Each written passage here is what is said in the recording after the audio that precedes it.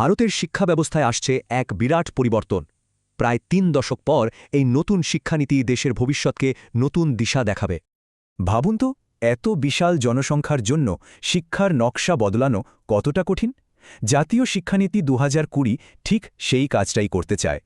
এটা শুধু কোনো ছোটখাটো বদল নয়, বরং ২১ শতকের জন্য ভারতের পুরো শিক্ষা ব্যবস্থাকে নতুন করে সাজানোর একটা চেষ্টা। তো প্রথম স্তম্ভ হল ক্লাসরুমের ভোল বদল।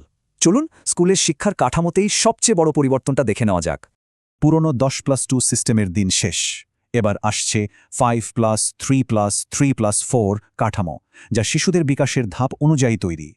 এখন আসল লক্ষ্য হল মুখস্থবিদ্যাকে বিদায় জানানো। জোর দেওয়া হচ্ছে হাতে কলমে শেখা আর যোগ্যতা ভিত্তিক শিক্ষার ওপর।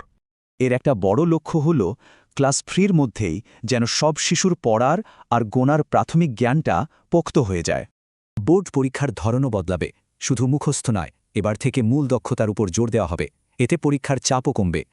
এবার আসা যাক দ্বিতীয় স্তম্ভে। এর মূল ভিত্তি হল সকলের জন্য সমান সুযোগ, মানে শিক্ষা হবে অন্তর্ভুক্তিমূলক। ভাষাগত বৈচিত্র্যকে রক্ষা করতে এই নীতি মাতৃভাষায় শিক্ষাকে অনেক বেশি গুরুত্ব দিচ্ছে, যাতে কোনো শিশুই পিছিয়ে না পড়ে।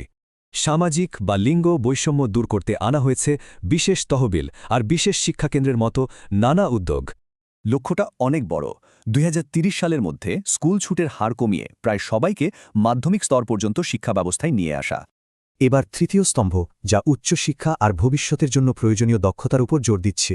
উচ্চশিক্ষার জন্য আর একাধিক সংস্থা নয়, এবার একটি নিয়ন্ত্রক সংস্থা থাকবে, যা স্বচ্ছতা আর দক্ষতা বাড়াবে। একই সাথে গবেষণার মান বাড়াতে তৈরি হচ্ছে ন্যাশনাল রিসার্চ ফাউন্ডেশন। এর লক্ষ্য হল দেশে গবেষণার একটা সংস্কৃতি তৈরি করা। আর্টস বা সায়েন্সের মতো বিষয়ভিত্তিক বিভেদ এবার কমবে। নতুন নীতিতে মাল্টিডিসিপ্লিনারি বা সামগ্রিক শিক্ষার উপর জোর দেওয়া হয়েছে। আরও একটি বড় লক্ষ্য হল বৃত্তিমূলক শিক্ষাকে মূলধারার পড়াশোনার সঙ্গে যুক্ত করা। ইন্ডাস্ট্রির সাথে পার্টনারশিপও হবে। আর এই সব কিছুর মূলে রয়েছেন শিক্ষকরা। তাই শিক্ষাকে আরও উন্নত করার জন্য নতুন পদক্ষেপ নেওয়া হচ্ছে। এত তো গেল নীতির কথা, কিন্তু আসল চ্যালেঞ্জটা হল একে বাস্তবে রূপ দেওয়া। এই বিশাল পরিকল্পনার সাফল্য কিন্তু নির্ভর করছে এর সঠিক আর দীর্ঘমেয়াদী বাস্তবায়নের উপর। আর তার জন্য প্রয়োজন প্রচুর অর্থ। তাই শিক্ষাক্ষেত্রে জিডিপির ৬% পর্যন্ত সরকারি বিনিয়োগের কথা বলা হয়েছে। তো নীলনকশা তৈরি। এবার শুরু হবে ভারতে শিক্ষার এক নতুন অধ্যায় গড়ে তোলার কাজ।